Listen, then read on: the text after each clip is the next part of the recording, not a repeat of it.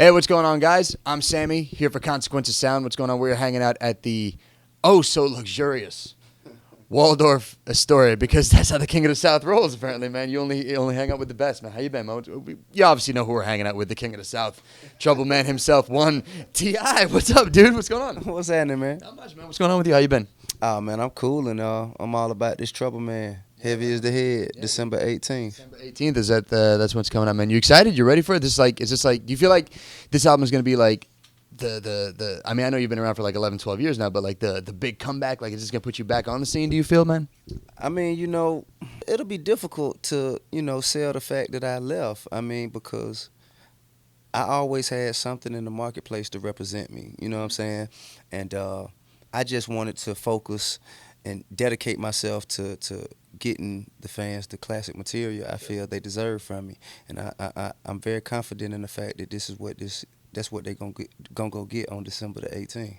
And then I read too that you recorded 126 songs for the album. Yeah. And then you narrowed it down to 16. True. Which leaves you with 110. So I'm trying to do my math. That's why I got into this game, because I don't want to do math. But you got 110 songs left. And then I read you want to release eventually a sequel to this one called Of He Who Wears the Crown. Yeah. So let's say you put another 16 on that one. So you're left with 94. Of those 94 songs, where are those going to go? Like, what would you want to do with those? Well, first, I mean, we have to see, by the time we make it to this point in time, we got to see if those songs still, resonate, if they're still relevant, if they still sound, of that time.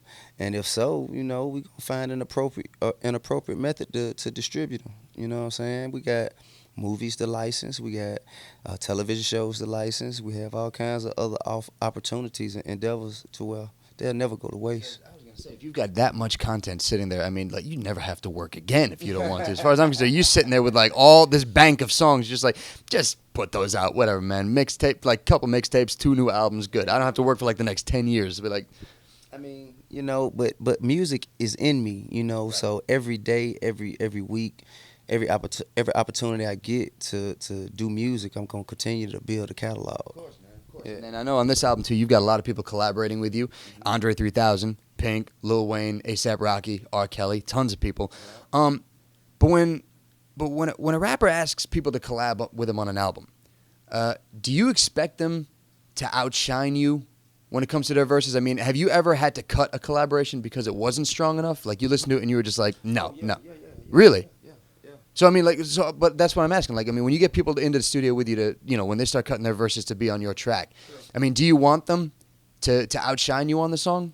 I mean, because they've obviously got to bring their A game. That's why you invited them into the studio, right? Absolutely. I mean, you definitely want them to bring their best to the table, and you're supposed to do the same. Right. Yeah.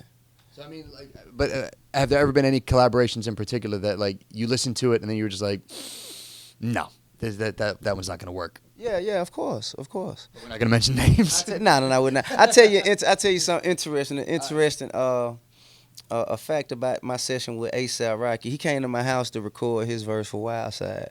So I took him to the studio, downstairs, and I just basically stepped out and let him do his thing. And he called me back in there, right? And he pressed play on a verse, and so I'm listening, and I say, Let me hear that back one more time. Let me make sure I just heard what I thought I heard. And then he say, man, I was just joking. That's not the real verse. Okay. And then he played.